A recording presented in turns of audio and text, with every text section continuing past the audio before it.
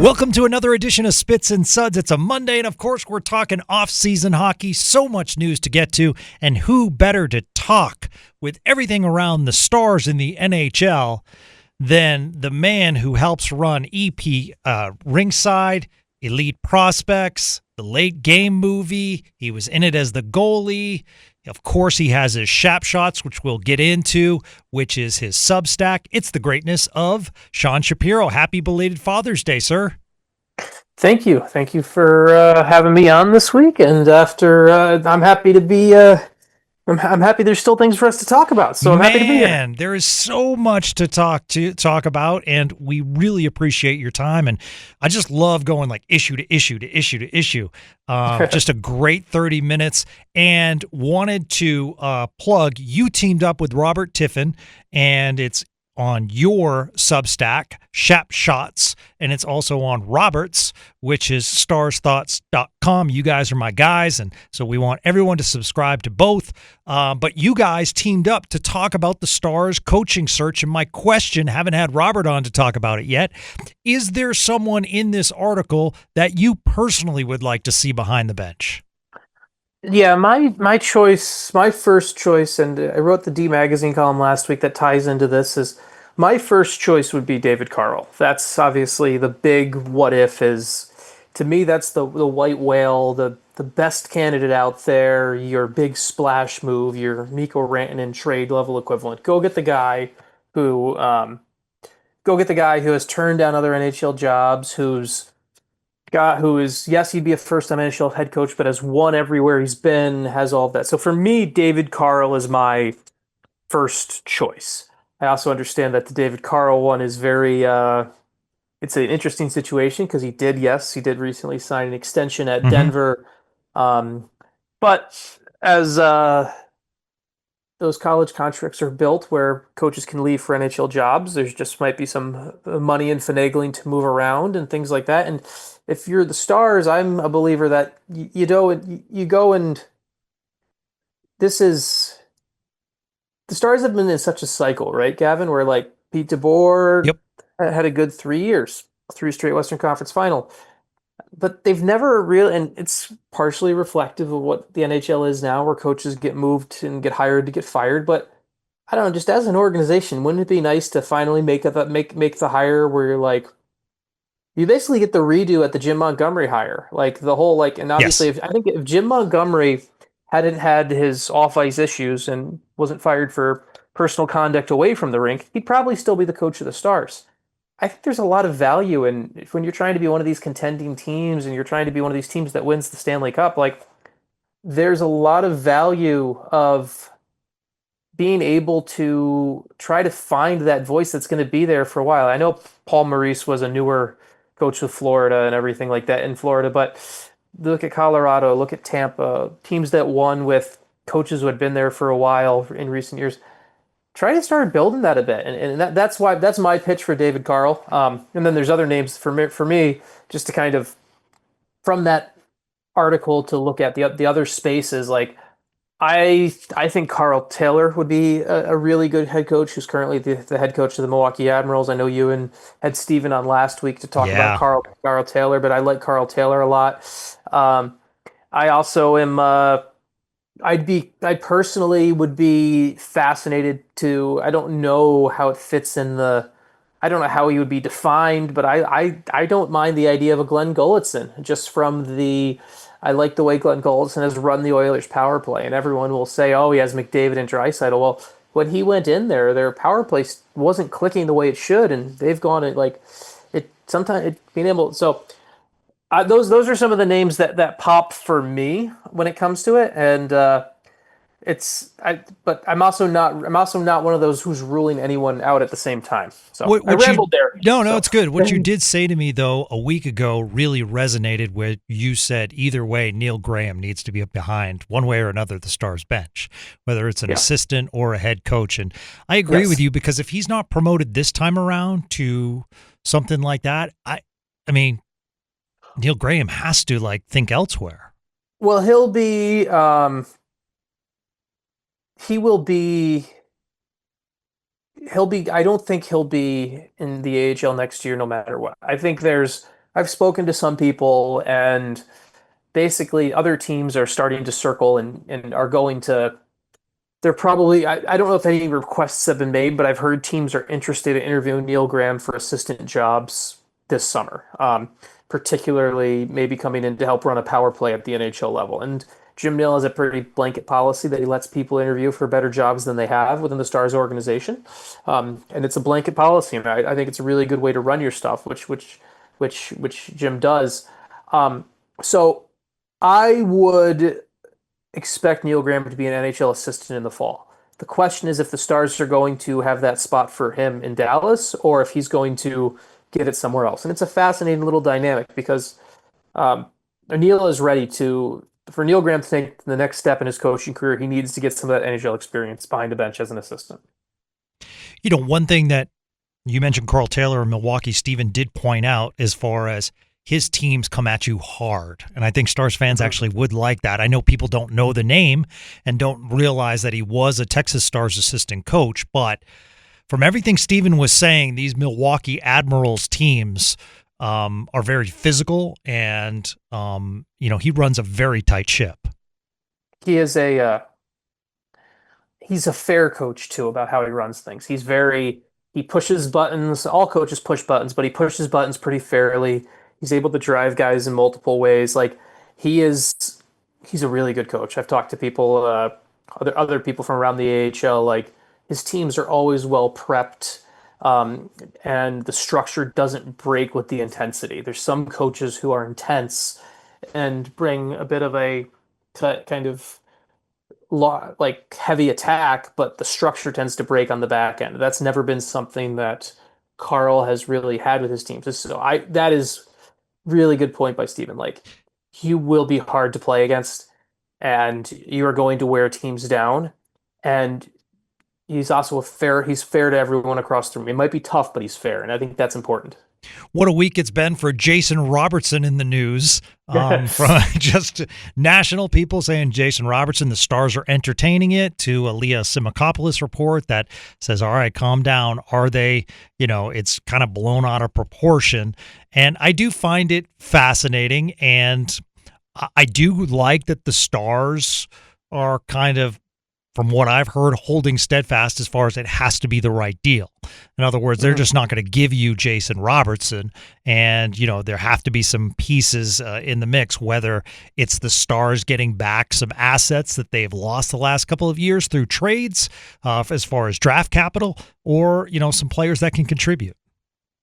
Yeah, and here's the Robertson thing for me, and it's been like, are the Stars entertaining offers? Jim answers his phone and talks to everyone. Like I've told you, I think I've said this on these airwaves before. There's a GM, there's a group chat with all 32 NHL GMs in it. So unless you're talking about a Connor McDavid or a Sidney Crosby, like every player is available for the right price, right? Like if you had said the Avalanche were a year ago, if you had said the Avalanche were considering trading Mikko Rantanen, you'd be like, oh man, that's crazy. But then the right price happened. So that's what's happening with this Jason Robertson stuff, where, yes, are the Stars looking at it and trying to have that conversation?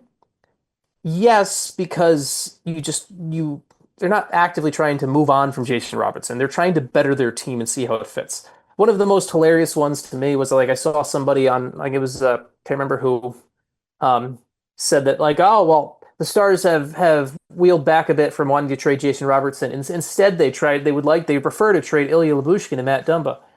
Really? That's what you're saying? Right? Like, of course the Stars would prefer to trade Matt Dumba and Ilya Lyubushkin to open up cap space. If you could move both of them.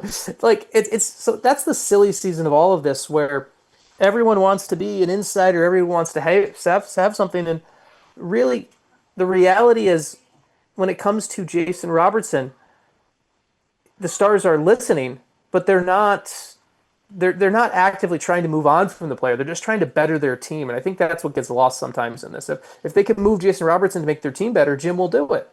But if it doesn't make their team better, they're not going to do it. So. Well, one of the things is, on Twitter, Stars fans talk about Ilya Lyubushkin, Matt Dumba, and maybe Mason Marchment. Dump Mason Marchment's contract.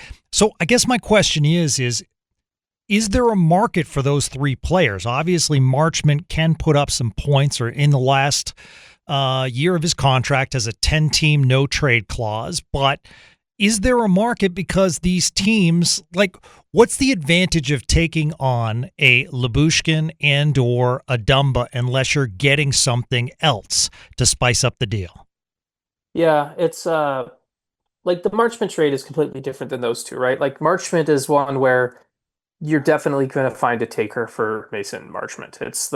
There's going to be there's a market there. The Lyubushkin, I think you could probably depends on the team, but him being what he is and how he's played, like I think there's a market there. It's not a high market, but there's a low. You could probably move Lyubushkin without having to pay to move him.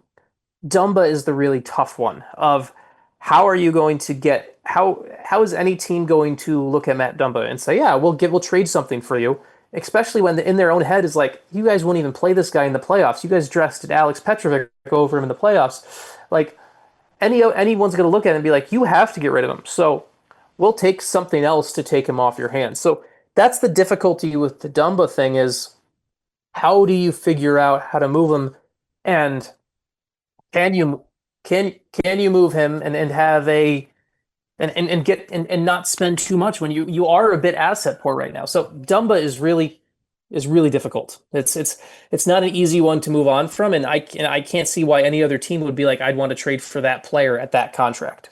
So David Castillo just put out on his Substack, playing armchair GM as far as his ways without trading Jason Robertson, how he feels as though this team could be improved. Let me throw two names at you that are not going to be necessarily like top of the list premium guys, but I actually think they could make a difference specifically around playoff time. And tell me if I'm wrong. Brandon Tanev and Connor Brown. Brandon Tanev and Connor Brown. The only reason I say that, Sean, is I love Brandon Tanev's grit. I like his shot blocking ability. Mm-hmm. Obviously not the top of the offensive food chain, but kind of reminds me of like a Sam Steele in a lot of ways. And I've just, personally love how Connor Brown's performed in the playoffs. Well, you do. So does lots of other people. I know. Connor Brown's about to get that Stanley Cup playoff bump, right? So I love Connor Brown's game at $1 million. Yes. Do you love Connor Brown when he's making what did put a good example is a good comparison for Connor Brown. The good Connor Brown comp is probably something if you look at like a Ryan Lomberg, right? And I think he'll get more. Like Ryan Lomberg wins the Cup with Florida. May goes from making $800K in back-to-back years to making $2 million. Yeah. Connor Brown's making $1 million. Yeah. And so he's making $1 million. If we're gonna 2.5x it, I don't know how much I like Connor Brown at $2.5 million. That's the problem with some guys here, where it's like, I think Tanev is probably obviously the Stars have had his brother there, and there's some good relations.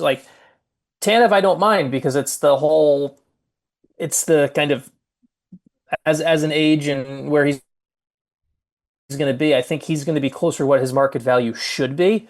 But Connor Brown scares me just from how much more the playoffs are going to get him paid. It's not the player, it's the contract. Yeah. No, I understand that. Is it too early to ask you about someone that might be on Sean Shapiro's wish list as far as a nice piece or changing the dynamic of this team just enough to get to that next level? I mean, if you're going to, because the Stars, right, they have and this is not like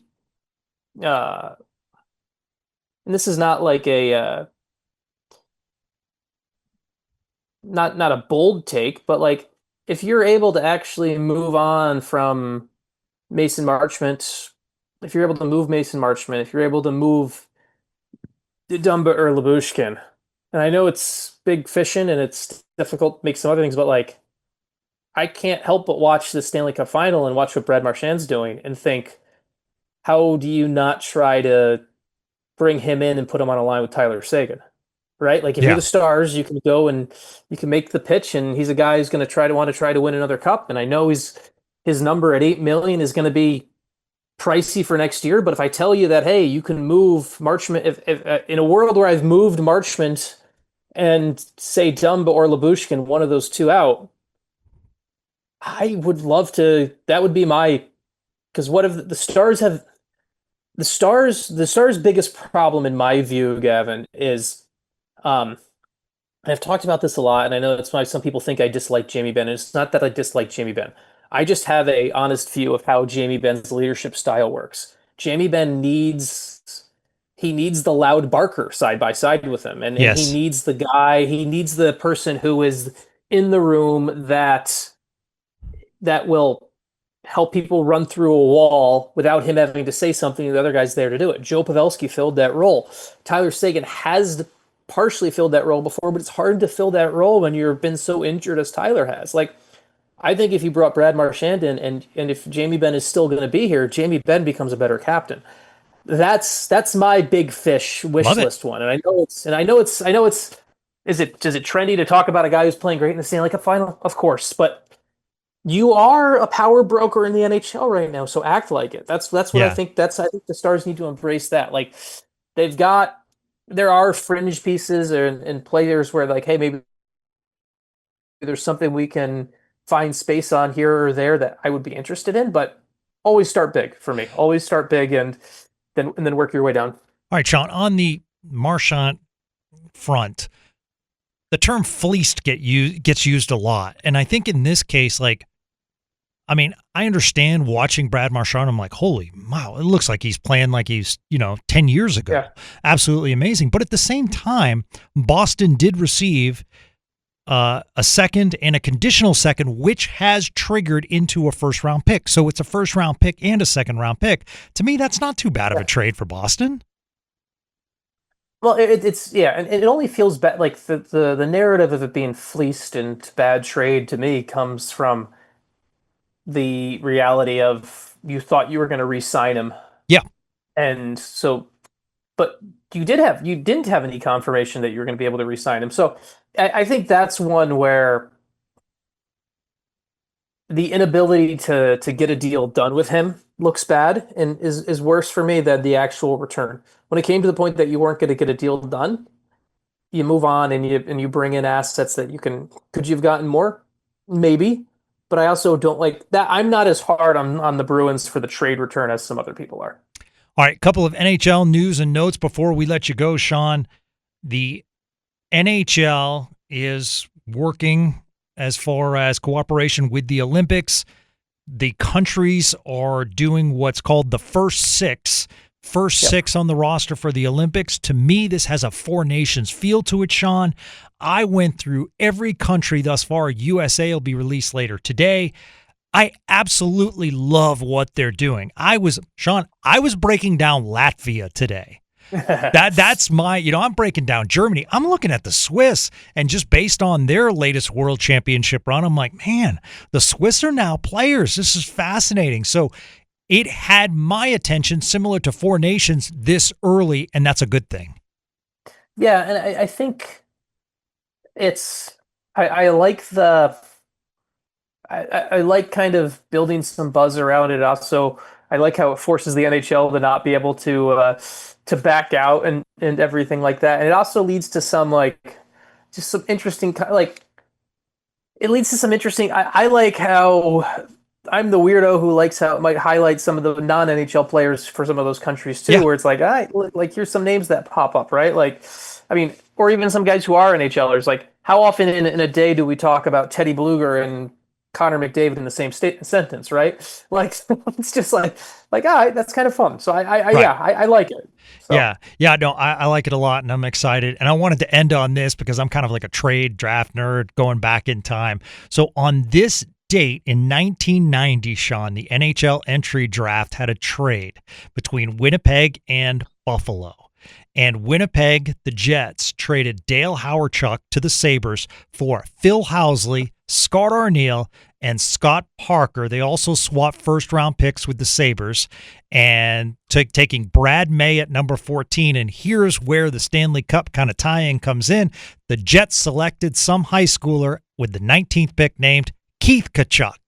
So I thought, like, in the age of like big trades back and forth, that was a pretty big trade looking back. Yeah, like the pick ones are always, it's funny, like what's going to matter and what's not, right? Like the long term, like let's connect like the Stars Mikko Rantanen deal, right? Like Yeah. For Dallas and the long term looking back of it is what Carolina does with those picks will determine how much people care about what the Stars traded away in the history of things, right? Yeah. Like now to be fair, they shouldn't, but that's just how history will work. It'll be like if the Hurricanes get 3 great players or something like that, all of a sudden it'll be like, oh my God, look what they did. But it's fun how that all plays out and how things go, and it's also great to kind of, it's funny to like see and wonder where players go on and kind of the life projection of things. And if you allow me to hop on a random like Sure. soapbox story time real quick, like so I drove out to so Saturday night I started doing my first scouting for the what I believe the year is 2025, right, Gavin? That is the year, right? That's correct, sir. Yes. I made the drive out to Toronto Saturday night for my first in-person viewing of talent for the 2027, in some cases the 2028 NHL draft. There was a team of Russians that are playing a couple exhibition games in the United States in that 15, 16-year-old age group. And so they're playing a couple games in Canada. And so I went over and watched them play on Saturday night. And it's funny to me, like there's some players I watched in that game Saturday night. One of them looks like a surefire future NHL first rounder as a 15-year-old right now. You're like, okay, this kid's going to be great. Wow. He might not be that, like, but it's funny how time goes. Like it could have been another kid from that game who had an off day or what. Like where I'm going with all of this is like it's kind of fun to live in the moment and then look back at history and see what led to what. And it's a really fun thing. Like so I hope that makes sense. But it's a story I wanted to share, I guess. No, absolutely. And just with the minute we have left, are you intrigued by Anaheim yet with all the moves that they've been making? I don't really know. It seems to me like they're running too much to the mushy middle, right? Like I think there's like it just seems to be like they want to add professionalization or whatever and all that. But like for me, when it comes to the Ducks, and I'm not saying Greg Cronin was the right coach, but I think he was at least someone who was going to keep building. I think with Quenneville, there becomes this: you must finish you must have this certain level, and I don't know if they're ready for that. So, for the Ducks, I can't help but wonder if Pat Verbeek has kind of copied what happened a little bit with the in Detroit with Steve Yzerman, where you kind of rush to the middle, you sign too many veterans, and then you get stuck with some bad deals in the middle that kind of you don't know what you did. So the Ducks were more interesting to me last year. I find from an entertainment standpoint, them being bad but promising at the same time was more intriguing. I wonder if they've jumped the gun a little bit too much here on the rebuild. Blackhawks are the same. Now in their second rebuild. So just when you think they might be there and they bring in a bunch of veterans, then they have to dump them and rebuild. Okay, let's go through Sean Shapiro's resume because it is awesome, folks. Shap Shots, you can subscribe just for a few dollars a month. I'm telling you, it's worth your while. And if you haven't picked up the book that he co-wrote with Stephen Meserve, it's called We Win Here. He also works for EP Rinkside, putting out articles for D Magazine. And of course, if you haven't watched the Late Game movie, it is out and available. Just Google search where you can find it, and you will see our very own Sean Shapiro playing a stellar net in that movie. You're a beast, my friend. Have a wonderful week. Awesome. Appreciate it, Gavin. And we will, I know we'll talk soon because I'm sure we'll have at Yes. some point here the Stars will have to hire a coach at some point. And we So, know you'll come on with us, and we truly appreciate it. And that's going to do it for another edition of Spits and Suds. Thank you, everyone, for supporting us this offseason. You guys are awesome. Until our next episode, which you know will be soon, have a great day, everyone.